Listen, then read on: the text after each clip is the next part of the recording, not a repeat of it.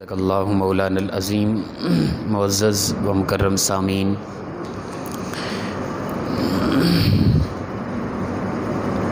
اسلام کے دامن میں نماز ایک ایسا عظیم عمل ہے کہ جس کا اجر و ثواب ہی کمال ہے، اور اس کو ترک کر دینے کا گناہ بھی بہت بڑا ہے۔ تمام فرائض میں سے، تمام اسلام کے احکام میں سے جس کا سب سے زیادہ حکم آیا ہے وہ نماز ہی ہے۔ قرآن پاک کے اندر 700 مرتبہ اللہ تعالیٰ نے نماز کا تذکرہ فرمایا ہے، اور نماز ایک ایسا عمل ہے کہ جو انسان کو ہر گناہ، ہر بے حیائی اور بری باتوں سے روکتی ہے۔ نماز انسان کو، نماز ایک ایسا عمل ہے کہ جس کے ذریعے دلوں پر لگے ہوئے زنگ مٹ جاتے ہیں اور دلوں میں نور ایمان بھر جاتا ہے۔ نماز ہی ایک ایسا عمل ہے کہ جس کے ادا کرنے سے انسان کے اندر نور ایمان جگمگا جاتا ہے، اور انسان کی دنیاوی اور اخروی زندگی میں اسلامی انقلاب برپا ہوتا ہے۔ نماز کے نہ پڑھنے سے انسان کا دل زنگ آلودہ ہو جاتا ہے۔ نماز کے نہ پڑھنے سے انسان کے اندر کی انسانیت مردہ ہوتی ہے، انسان کا دل پتھروں سے زیادہ سخت ہو جاتا ہے، اور نماز نہ پڑھنے والے اور نماز سستیوں کرنے والے انسان کے لیے قرآن پاک کے اندر عجیب طرح کی وعیدات آئی ہیں۔ اللہ تعالیٰ ارشاد فرماتا ہے فویل للمصلین، ہلاکت ہے ایسے نمازیوں کے لیے جو نماز تو پڑھتے ہیں لیکن الذین هم عن صلاتہم ساہون، اپنی نمازوں کے اندر سستی کرتے ہیں۔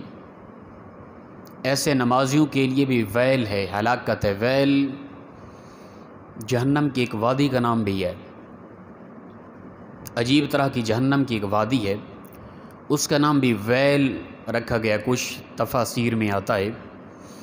تو فرمایا ایسے نمازی جو نماز کے اندر سستیاں کرتے ہیں، نماز پڑھتے ہیں لیکن فرض کو ایز اے قرض سمجھ کے اس میں خلوص نہیں ہوتا، چاہت نہیں ہوتی، محبت نہیں ہوتی، لگن نہیں ہوتی، اللہ کی رضا نہیں ہوتی، ریاکاری ہوتی ہے، دکھلاوا ہوتا ہے۔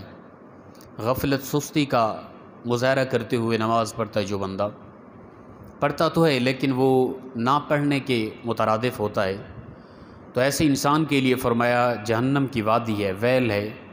نماز کے اندر خلوص، محبت، چاہت ہونی چاہیے۔ اللہ کو ہمارے اس قیام کی، ہمارے رکوع کی، ہمارے سجود کی، ہمارے عطیات کی کوئی ضرورت نہیں ہے۔ وہ پروردگار ہمارے اخلاص کو دیکھتا ہے کہ میرا بندہ اپنے گھر بار کو، کم کاج کو، معاملات کو، لین دین کو چھوڑ کر میری بارگاہ میں آ کے کس قدر خلوص، محبت، چاہت، لگن کے ساتھ میرے ہاں جھک جاتا ہے۔ تو پروردگار بندے کے دل کی طرف دیکھتا ہے، نہ کہ بندے کے ظاہری کردار کی طرف۔ اگر ایک انسان نماز پڑھ رہا ہے لیکن اس کا مقصد، اس کی نیت، اس کا ارادہ کچھ اور ہے تو وہ نماز نہیں ہے۔ مثال کے طور پہ دو آدمی مسجد میں آئے، دونوں کا نظریہ مختلف تھا۔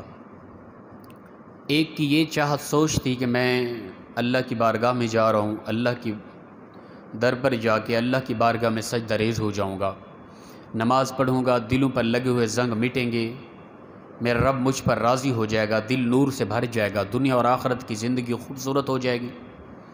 ایک انسان کی یہ نیت تھی۔ دوسرے کا ارادہ، نیت یہ تھی کہ وہ ایک لٹیرا تھا، چور تھا، وہ اس نیت سے آیا تھا کہ مسجد میں جاؤں گا، رش ہوگا، اس رش میں کوشش کروں گا کہ کسی کا موبائل جیب سے نکالنے کی یا کسی حد تک بھی، اور کچھ نہ ہو سکا تو واپسی پہ اچھا خاصا جوتا ہی ہاتھ لگ گیا تو یہ بھی بہتر ہو جائے گا۔ یہ ایک نیت۔ دونوں لوگ آئے، دونوں نے ایک طرح کا قیام کیا، ایک طرح کا وضو کیا، ایک طرح کا قیام کیا، ایک طرح کا رکوع کیا، ایک طرح کا سجدہ کیا، ایک طرح کی دعا مانگی، سب کچھ ہو بہو ان کے ظاہر میں ایک ذرہ برابر بھی فرق نہ تھا، نیتیں مختلف تھی۔ ٹھیک ہے نا؟ جس نے چوری کرنی تھی اس نے ہو بہو اسی طرح کی نماز پڑھی، اسی طرح کے الفاظ پڑھے اندر نماز کے، لیکن اسے کچھ چوری نہ ہو پائی، حتیٰ کہ وہ جوتا بھی چوری نہ کر سکا، اسی طرح چلا گیا۔ دونوں اندر ایک طرح انٹر ہوئے، ایک طرح کا وضو کیا، ایک ہی صف میں کھڑے ہوئے تھے، بالکل اکٹھے کھڑے ہوئے تھے، اگلی صف میں کھڑے ہوئے تھے، دونوں نے ایک طرح کی نماز پڑھی، دونوں ایک طرح نماز پڑھ کے چلے گئے، نیتیں مختلف تھیں، ایک کو اجر ملا، ایک کو گناہ ملا۔ اس کی نیت عبادت نہ تھی، ریاکاری تھی، چوری کرنا مقصد تھا، دھوکہ دینا تھا، تو اس کو اللہ تعالیٰ بندے کے ظاہری کردار کو نہیں دیکھتا، بندے کی نیت کو دیکھتا ہے۔ انما الاعمال بالنیات، اعمال کا دار و مدار نیتوں پر ہوتا ہے کہ انسان کی نیت، انسان کا ارادہ کیا تھا۔ جو انسان چاہتا ہے پروردگار اس کے مطابق اس کو صلہ عطا فرماتا ہے۔ میں ممبر پہ بیٹھ کے گفتگو کرتا رہوں، میری نیت کچھ اور ہو تو جو نیت ہوگی اس کے مطابق رب تعالیٰ مجھے صلہ دے گا۔ اگر میری نیت کے اندر خلوص نہیں ہے، اللہ کی رضا نہیں ہے، دین کی اشاعت مقصد نہیں ہے، تو جو پھر میرا مقصد ہے اس مقصد کے مطابق میرا رب مجھے صلہ عطا کرے گا۔ تو فرمایا کہ ویل ہے وادی جہنم کی ایسے نمازیوں کے لیے جنہوں نے اپنی نمازوں کے اندر سستیاں کی۔ سستی سے مراد یہ ہے کہ تھکا ہارا مجبور ہو کے لوگوں کے ڈر سے، لوگوں کو دکھلاوے کے لیے کہ لوگ کہیں گے فلاں نماز نہیں پڑھتا رمضان شریف کے اندر، تو اس بنا پر آ کے اس نے نماز کی پڑھی، تو یہ نماز دراصل نماز نہیں ہے، یہ ریاکاری ہے، یہ شرک اصغر ہے، یہ اللہ کی عبادت نہیں ہے۔ تو ایسا بندہ جو سستیاں کرتا ہے، کاہلیاں کرتا ہے نماز کے اندر، تو ایسے بندے کے لیے فرمایا ویل ہے، ہلاکت ہے ایسے بندے کے لیے دنیا اور آخرت کے اندر۔ حدیث پاک کے الفاظ ہیں، اچھا نماز جماعت کے ساتھ یاد رکھیں پڑھنا واجب ہے۔ جو بندہ جس کو ماحول مل رہا ہے جماعت کے ساتھ وہ پہنچ سکتا ہے، جماعت کے ساتھ نماز ادا کرنا اس کے لیے واجب ہے۔ جان بوجھ کے وہ جماعت کو چھوڑ رہا ہے شرعی عذر کے علاوہ تو وہ گنہگار ہوگا، یاد رکھیں۔ ہمارے ہاں ہوتا ہے کچھ چھوٹے چھوٹے مساجد میں اختلافات کی وجہ سے ہم کہتے ہیں نہیں جی ہم گھروں میں نماز پڑھیں گے۔ اسلام نے تمہیں اجازت دی ہے کہ تو گھر میں نماز پڑھے، اسلام نے کہہ دیا کہ تو جماعت کے ساتھ وَرْكَعُوا مَعَ الرَّاكِعِينَ، رکوع کرو، رکوع کرنے والوں کے ساتھ ہو جاؤ۔ جماعت کے ساتھ نماز ادا کرنا لازم تھا، ضروری تھا۔ اپنی من مانی سے چھوٹے چھوٹے اختلافات کی وجہ سے اللہ کے حکم کو، واجبات کو ترک کر دینے والا انسان گناہ کبیرہ کا مستحق ہے، یاد رکھیں۔ بعض اوقات یہ بھی ہوتا ہے ہمارے ہاں کچھ کرم فرما لوگوں کی طبیعت ہوتی ہے کہ ہم مولویوں کے پیچھے نماز نہیں پڑھتے۔ دراصل اسلام کا بغض ہوتا ہے، اسلام کی نفرت ہوتی ہے، اپنی طبیعت عجیب ہوتی ہے، اٹیک مولوی بھی ہوتا ہے، مولوی کے پیچھے ہماری نماز ہوتی نہیں۔ یہ آپ کہیں کہ حضرت ایسا ہم میں سے تو کوئی نہیں، یہ لفظ کہے ہیں لوگوں نے ہمیں باقاعدہ، جی ہم نماز اس لیے حضرت نہیں آتے، ہماری نماز مولوی کے پیچھے ہوتی نہیں ہے۔ جو یہ طبیعت رکھتے ہیں، میں کہتا ہوں کہ وہ اپنا جب پیدا ہوئے تھے کوئی مولوی صاحب نے اذان دی تھی یا کہ کسی خسرے نے آ کے اذان پڑھی تھی، کسی نے اذان دی تھی اس کے کان میں؟ جب نکاح ہوا تھا کسی نے نکاح پڑھا تھا؟ اس سے پوچھیں بھائی تیری نماز نہیں ہوتی، وہ اذان ہو گئی تھی تیرے کان میں؟ تیرا نکاح ہو گیا ہے کیا؟ تیرے ماں باپ کا جنازہ ہو گیا جو مولوی صاحب نے پڑھایا ہے؟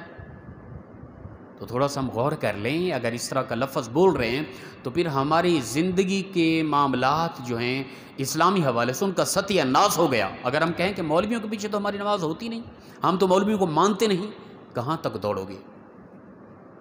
مولوی پر اس طرح کا اٹیک کر کے کہاں تک دوڑو گے؟ نہ تمہاری مولویوں کے بغیر پیدائش ہے، نہ تمہاری خوشی ہے، نہ کوئی غمی ہے، نہ تمہارا مرنا ہے، نہ جینا ہے تمہارا۔ تو لہٰذا مولویوں کی ہم قدر کریں۔ نماز 5 وقت کی جماعت کے ساتھ پڑھنا واجب ہے، مطلق نماز فرض ہے، لیکن شرعی عذر تھا کوئی جماعت کے ساتھ کوئی نہیں پڑھ سکتا وہ الگ بات ہے۔ جماعت کے ساتھ آ کے نماز پڑھنا یہ واجب ہے۔ چھوٹے چھوٹے اعتراضات، چھوٹی چھوٹی باتوں پر کوئی یہ تبصرہ کرتا پھرے کہ ہمارے مسجد میں نہیں آتے، فلاں فلاں کے ساتھ اختلاف ہے یا ہماری نماز ہوتی نہیں ہے، تو گھر میں نماز ہو جاتی ہے۔ اللہ کے نبی صلی اللہ تعالیٰ علیہ وآلہ وسلم نے فرمایا، کتب صحیحہ کی روایت ہے، فرمایا کہ ایسے لوگ جو نماز تو پڑھتے ہیں لیکن نماز گھروں میں پڑھتے ہیں، نماز پڑھنے والوں کے متعلق یہ تبصرہ، جو نہیں پڑھتا اس کے متعلق آپ خود سوچ لیں کہ کیا وعید ہوگی۔ فرمایا جو نماز پڑھتا ہے لیکن گھر میں پڑھتا ہے، مسجد میں آ کے جماعت کے ساتھ نماز ادا نہیں کرتا، میں محمد صلی اللہ علیہ وسلم کا یہ دل چاہتا ہے کہ میں ایک ساتھی کو حکم دوں وہ جماعت کرائے، مصلی پہ کھڑے ہو کے جماعت کرائے، کچھ لوگوں کو لے کر اس بندے کے گھر کی طرف چلا جاؤں میں جو جماعت کے ساتھ آ کر نماز ادا نہیں کرتا، جس کو کچھ نمازیوں کے ساتھ کچھ انتظامیہ کے ساتھ اختلاف ہے، یا مولویوں کے پیچھے اس کی نماز نہیں ہوتی، کسی اور کو کھڑا کر دیں۔ چلو مولویوں کے پیچھے نہیں ہوتی، کس کو کھڑا کرو گے مسجد کے اندر؟ ممبر و محراب کس کے سپرد کرو گے؟ بعض ہوتا ہے نا کہ قاری صاحب سے اختلاف ہے، بعض ہے مطلقاً مولویوں کے پیچھے ہی نماز نہیں ہوتی، یہ لفظ ہوتا ہے۔ اس پہ میں تبصرہ کروں نا تو آپ کی عقلیں دنگ رہ جائیں۔ بس ہم ایسے لوگوں کی عقل کے لیے دعا ہی کر سکتے ہیں کہ اللہ تعالیٰ کے لیے سلیم عطا کرے۔ تو اللہ کے نبی فرماتے ہیں کہ میرا دل چاہتا ہے کہ میں کچھ لوگوں کو لے کر جاؤں، اس بندے کے گھر کے ارد گرد لکڑیاں رکھا کے، آگ لگا کے، جلا کے راکھ کر دوں ایسے بندے کو کہ جو جماعت کے ساتھ نماز ادا نہیں کرتا، نماز تو پڑھتا ہے لیکن گھر میں نماز ادا کرتا ہے۔ یہ کون کہہ رہے ہیں؟ رحمت للعالمین رسول کہہ رہے ہیں، جن کو اللہ نے تمام کائنات کے لیے رحمت بنا کر بھیجا۔ ان کا یہ فرمان ہے کہ جو گھروں میں نماز پڑھتے ہیں لیکن گھروں میں پڑھتے ہیں، مسجد میں جماعت کے ساتھ نہیں پڑھتے، ایسے لوگوں کے گھروں کے ارد گرد لکڑیاں رکھا کے، آگ لگا کے، جلا کے راکھ کر دوں۔ فرمایا کہ اگر گھروں کے اندر خواتین اور بچے نہ ہوتے، میں محمد یہ کر بھی دیتا کہ ان کے گھروں کو آگ لگا دیتا۔ اب نہ کریں اس طرح، اب مسجد سے نفرت کریں، تو خدا کے لیے مسجد کے اندر آ کے جماعت کے ساتھ نماز ادا کرنا لازم ہے، واجب ہے، شرعی عذر کے علاوہ۔ اسی طرح حدیث پاک کے الفاظ ہیں، رسول اللہ صلی اللہ علیہ وسلم نے فرمایا جو بے نمازی ہوگا نا قیامت کے دن اس کو فرعون، شداد اور اسی طرح ابلیس جیسے غلیظ قسم کے کفار، مشرکین اور شیاطین کی صف میں کھڑا کر دیا جائے گا۔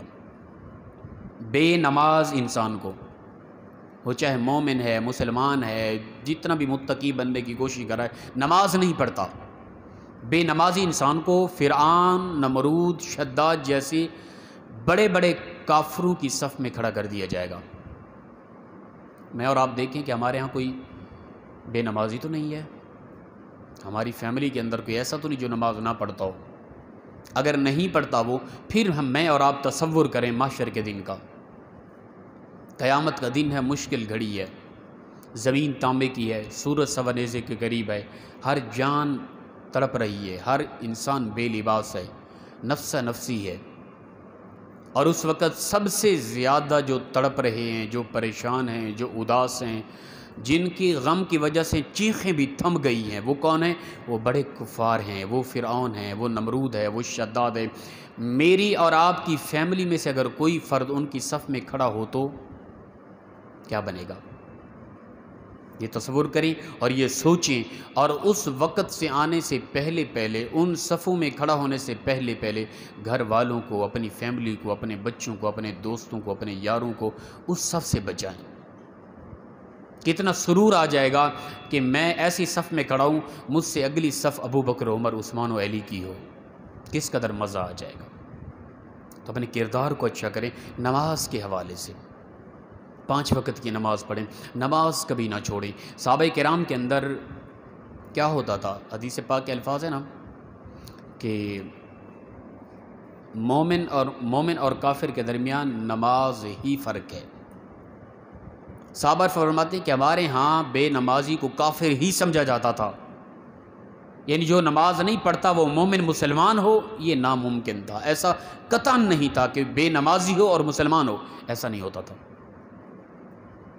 ہمارے ہاں ماشاءاللہ موج مستی ہے، کوئی مسئلہ نہیں، بس محض ہم رمضان شریف کے اندر بھی اگر چند ایک نمازیں پڑھ لیں تب بھی ہمارے لیے کافی ہیں وہ۔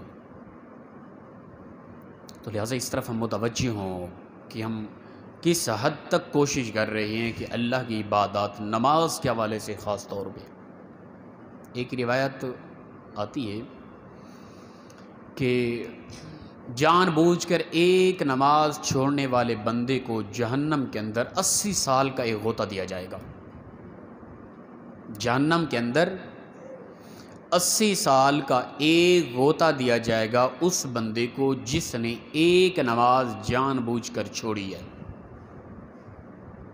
اب جہنم کا اندازہ اس سے لگائیں کہ جہنم کا پانی یا جہنم کی آگ کا ایک قطرہ زمین کی طرف پھینکا جائے، پوری کائنات کے سارے سبزے جل کے راکھ ہو جائیں، اور کب زمین ہمیشہ کے لیے بنجر ہو جائے، کبھی زمین پر سبزے نہ اگیں۔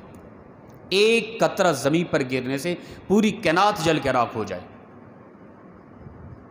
اسی طرح ایک روایت فرمایا کہ جہنمی کو جہنم کے اندر ایک لمحے کے لیے غوطہ دے کر نکالا جائے، ایک لمحے کے لیے جہنم کا غوطہ دے کے نکالنے کے بعد پھر اس کو مغرب کے کنارے پہ بٹھایا جائے، پھر اس کو کہا جائے کہ آہ کر اندر کی تپش حرارت کو باہر نکال۔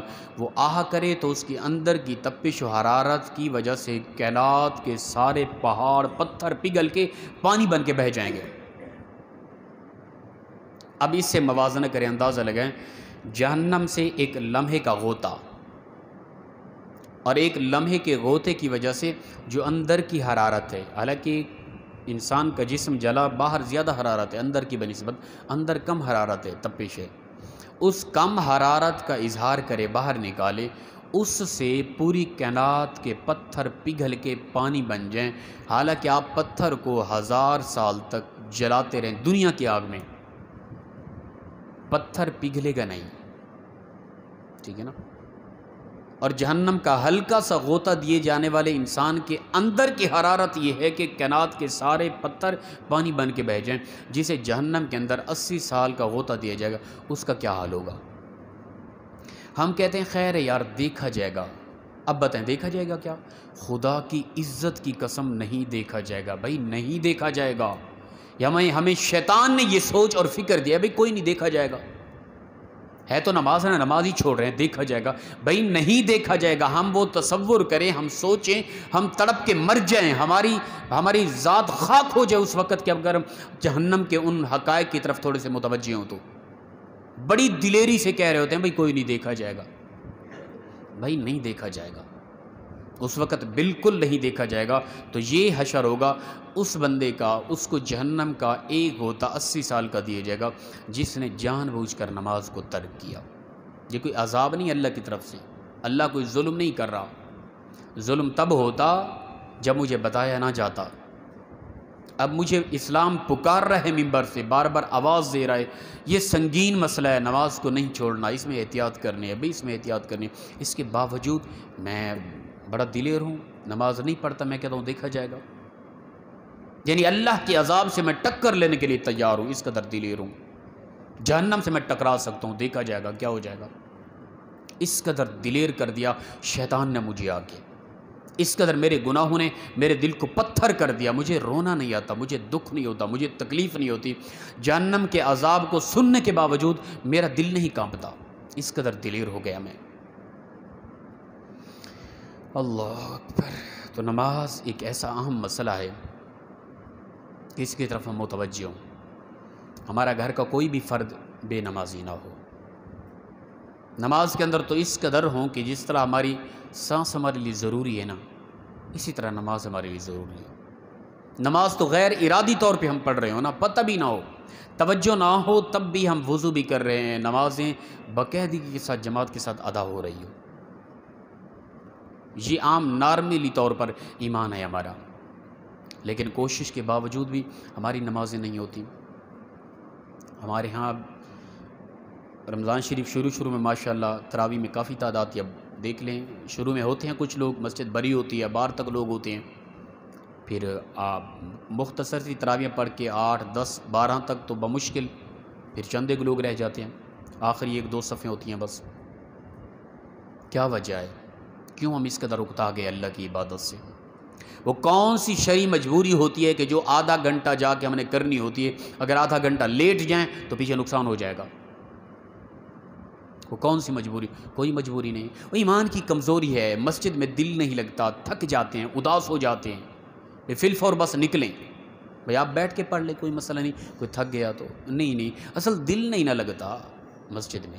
اللہ کے نبی صلی اللہ علیہ وسلم نے فرمایا، ایمان کے حوالے سے نفاق کی اور ایمان کی علامت بتائی، مومن فرمایا کہ اس کا دل ہمیشہ مسجد میں ہی لگے گا، کو جب بھی مسجد میں پہنچے گا اسے آرام مل جائے گا، سکون مل جائے گا، جس طرح مچھلی کو باہر نکالے نا وہ تڑپتی رہتی ہے، جو ہی پانی میں جائے گی سکون آ جاتا ہے، یہ مومن کی علامت ہے کہ جب مسجد میں پہنچے گا اسے آرام ملے گا، قرار ملے گا، سکون ملے گا، اس کے دل مطمئن ہو جائے گا اللہ کی عبادت میں آ کے، باہر نکلنے کو دل نہیں کرے گا اس کا۔ میں اور آپ دیکھیں کس قدر اداسی ہوتی ہے، جلدی نکلیں۔ ہم مسجد میں آ کے بس وہ بے چینی سی، بے قراری سی، وہ قرض کے طور پہ ادا ہو رہا ہے سب کچھ، پھر نکلنے کی ہم کوشش کرتے ہیں۔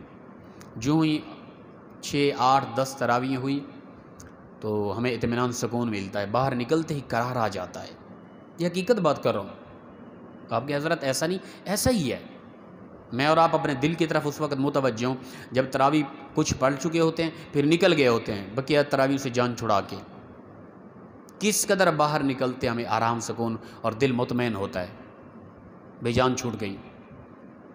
اس سے زیادہ اگر اطمینان چاہتے ہیں، آپ مکمل نماز پڑھ کے، مکمل تراویح پڑھ کے، مکمل نوافل پڑھ کے، دعا مانگ کے، امام صاحب کو سلام کرنے کے بعد باہر نکلیں، پھر آپ کو پتہ چلے گا کہ کس قدر سکون مل رہا ہے۔ نفس مطمئنہ اطمینان میں ہوگا، سکون میں ہوگا، لیکن وہ ہے ہی نہیں نا، وہ ہمارے اندر وہ چیز، ایمان کے حوالے سے ہم کمزور ہو گئے۔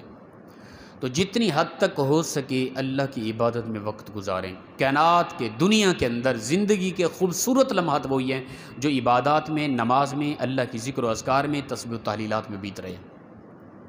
اس وقت ہم بیٹھے ہیں مسجد میں، کچھ سمجھ آ رہی ہے نہیں آ رہی، تھکاوٹ ہے، مزہ آ رہا ہے نہیں آ رہا، لیکن یہ جو لمحات ہمارے بیت رہے نا، زندگی کے خوبصورت لمحات ہیں یہی۔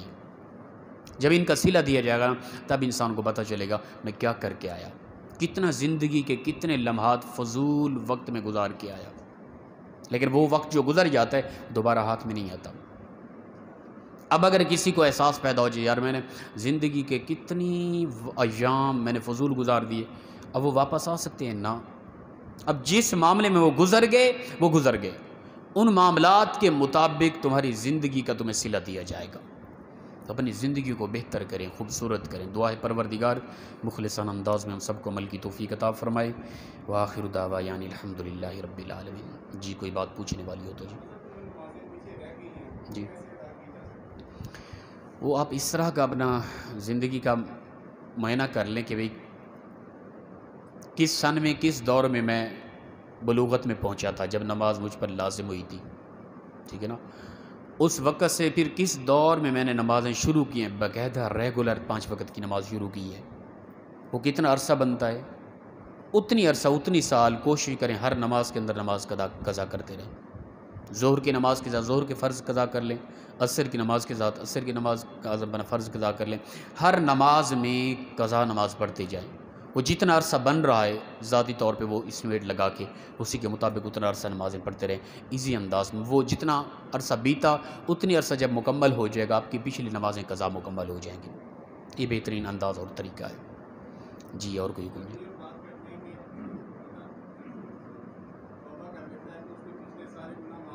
جی اصل یہ ہے کہ پچھلے سارے گناہ معاف ہو جاتے ہیں۔ بعض علماء یا بعض محققین محدثین کا یہ فرمان ہے کہ اس سے مراد صرف صغیرہ گناہ ہیں بعض نے، لیکن ہم کہتے ہیں کہ مکمل گناہ معاف ہو جاتے ہیں۔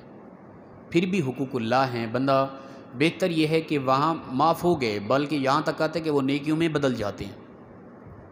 یہ تو اللہ کا کرم ہے نا، وہ بدل گئے، ہم نے تو کوئی کوشش نہ کی نا، ٹھیک ہے توبہ کر لی، اللہ نے یہ ہمیں ایک فرصت عطا کی، اللہ نے ایک ہمیں خاص نعمت عطا کی کہ ہم نے توبہ کر لی، پچھلے ہمارے گناہ بھی نیکیوں میں بدل گئے، لیکن پھر بھی احتیاطاً ہمیں چاہیے کہ ہم اپنی نمازوں کو قضا کریں۔ وہ اللہ تعالیٰ ان گناہوں کا بھی ہمیں اگرچہ اچھا صلہ دے، ان نیکیوں میں بدل کے ان کا بھی اجر و ثواب دے، وہ اس کا کرم ہے، اس کی مہربانی ہے یقیناً، لیکن پھر بھی ہم پر بنتا ہے کہ ہم نے جو کوتاہیاں کی ان کا ازالہ ضرور کریں۔ یہ نہیں کہ بس وہ چھوڑ دیں، اللہ نے کرم کر دیا بس ختم ہو گیا، نا، مجھ کو تو اس معاملے میں حیا کرنی چاہیے یار، وہ رب تعالیٰ ہے، وہ کریم ہے، وہ مہربان ہے، اس نے میرے گناہوں کو نیکی میں بدل دیا، میں اپنے ان گناہوں کا کفارہ کیوں نہ ادا کروں؟ اگرچہ وہ نیکیاں بن گئی لیکن پھر بھی میں اپنی کوشش پوری کروں کہ بہتر سے بہتر زندگی کے اعمال کروں۔ جی اور کوئی حکم؟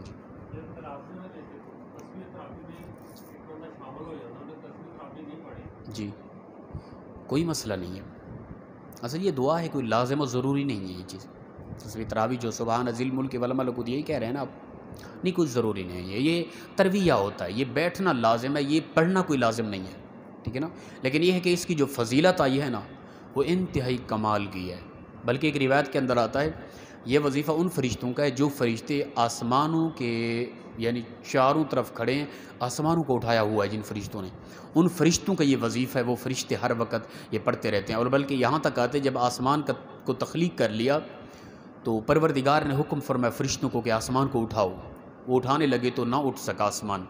اے پروردگار نہیں طاقت تمہارے پاس. اللہ نے فرمایا یہ کلمہ پڑھو سبحان ذی الملک والملکوت. یہ مکمل دعا انہوں نے پڑھی. اب اس قدر ایمان کی طاقت آ گئی یہ کلمہ پڑھنے سے، یہ دعا پڑھنے سے. اب انہوں نے اٹھایا تو بالکل ایزی انداز میں فرشتے آسمان کو اٹھا پائے. تو اس کی فضیلت کمال کی ہے، تو لہٰذا اس بنا پر اس کو پڑھنا چاہیے.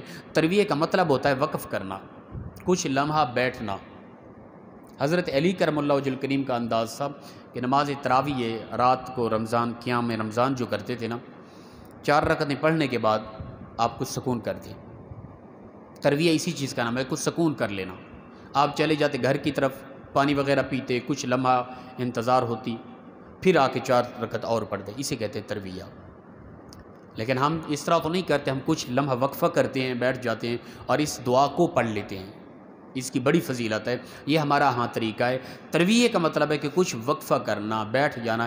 اس ترویہ کی وجہ سے اس نماز کو نماز تراویح کہا جاتا ہے.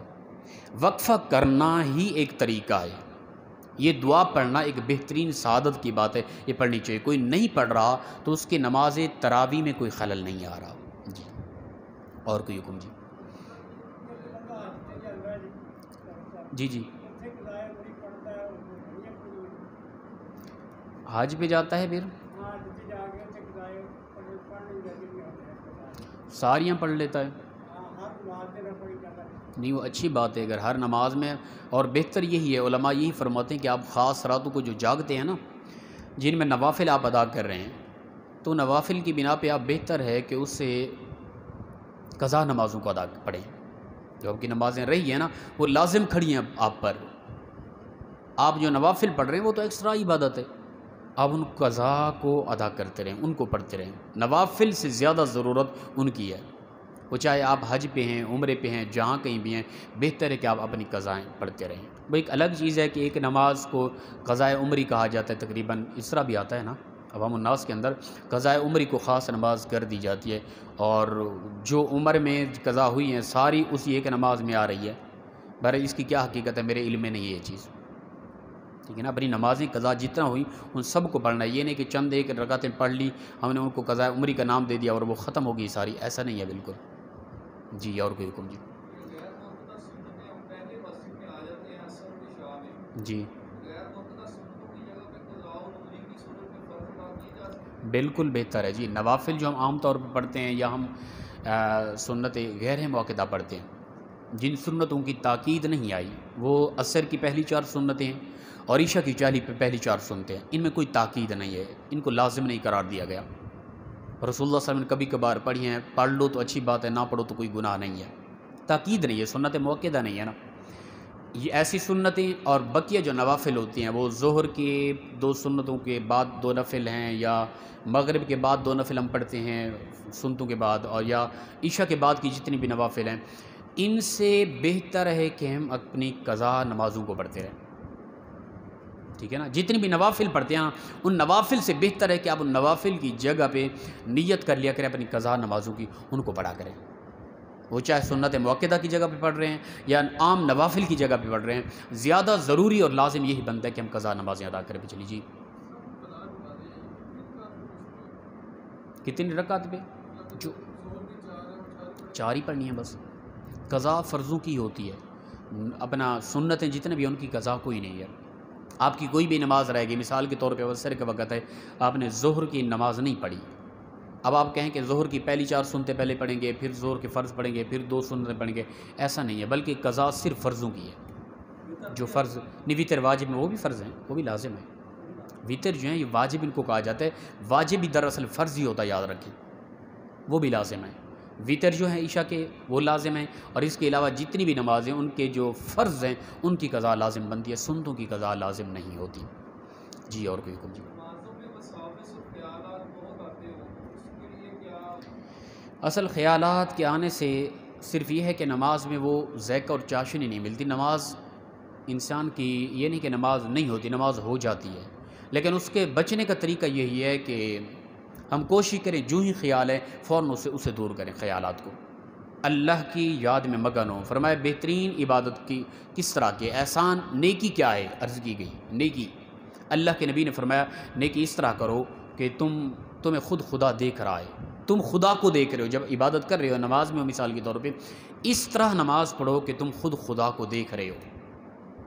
اگر اتنی حد تک ایمان پختہ نہیں ہے تو پھر کم از کم یہ ضرور سوچو کہ میرا رب مجھے دیکھ رہا ہے جب عبادت کر رہے ہو. جب یہ نیت ہوگی کہ میرا رب مجھے دیکھ رہا ہے پھر انسان کو خیالات نہیں آئیں گے، انسان مگن ہوگا اسی طرف. مثال کے طور پہ ہم جہاں کہیں بھی کام کرتے ہیں، کہیں فیکٹریوں میں، کہیں آفس میں، جہاں بھی ہوتے ہیں، ہمارا مین بڑا افسر آ کے ہمارے کام کی طرف توجہ کر کے دیکھ رہا ہے، کتنا کام کے اندر خلوص ہوگا، کتنے ہم بہتر سے بہتر اس کام کو کریں گے. ٹھیک ہے نا. تو لہٰذا اسی طرح کی مثال اللہ کی ذات کے لیے مثال نہیں ہوتی، بلا تشبیہ و تمثیل، ایک سمجھانے کے لیے بات کر رہا ہوں.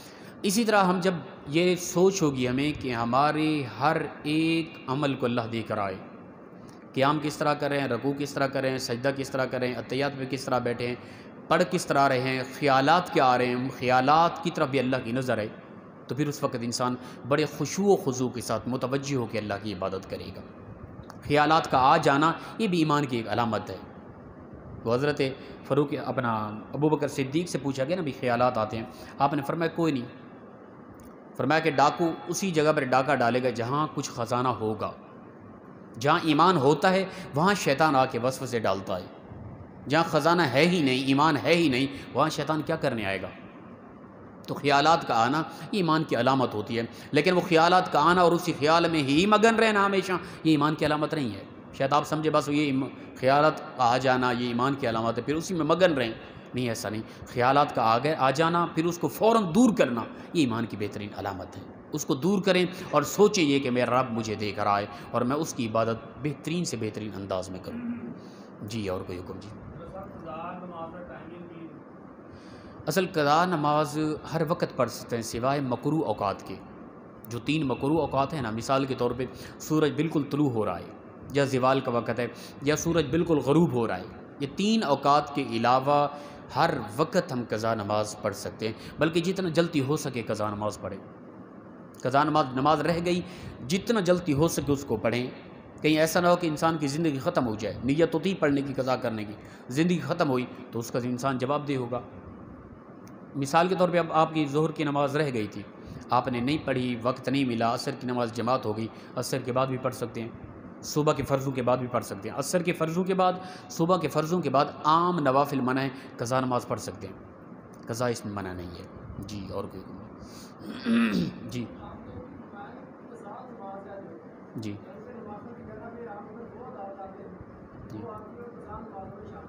جی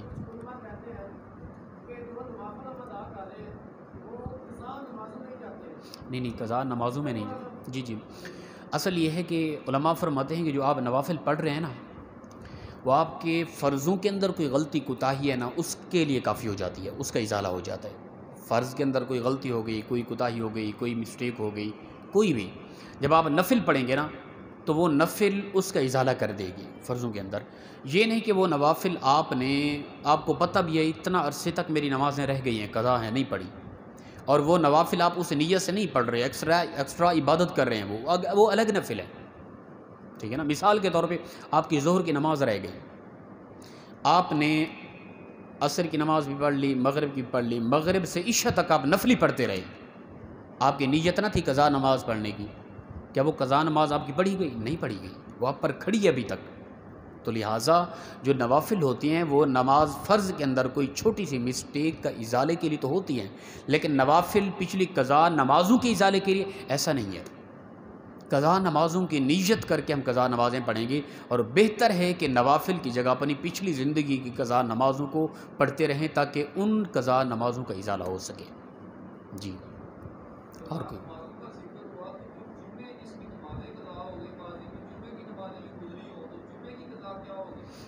جمعے کی اصل نماز جو ہے نا وہ اگر نہیں پڑھی تو وہ جمعے کی نماز نہیں، وہ ظہر کی نماز ہی ہے. جس نے جمعہ کے فرض نہ پڑھے اس کے لیے جمعہ فرض ہے ہی نہیں، پھر اس کے لیے ظہر کی نماز فرض بنتی ہے۔ عام طور پہ جمعہ تو ہر کسی کے لیے فرض ہے ہی نہیں، شہری لوگوں کے لیے جمعہ فرض ہے، دیہاتیوں کے لیے بالکل ہی نہیں ہے، مسافر کے لیے جمعہ فرض نہیں ہے جو سفر میں ہے، تو لہٰذا کسی کا جمعہ نماز فرض رہ گیا تو اس نے ظہر کی نماز ہی پڑھنی ہے۔ اب جس کے پیچھے جمعے رہ گئے سارے، اس نے جمعے کی کوئی قضا نہیں کرنی، اس نے ظہر کی نماز ہی ادا کرنی ہوگی۔ جی اور کوئی حکم؟ جی اللہ پاک عمل کی توفیق عطا فرمائے۔ جی اللہم صلی وسلم علی آلہ وسلم۔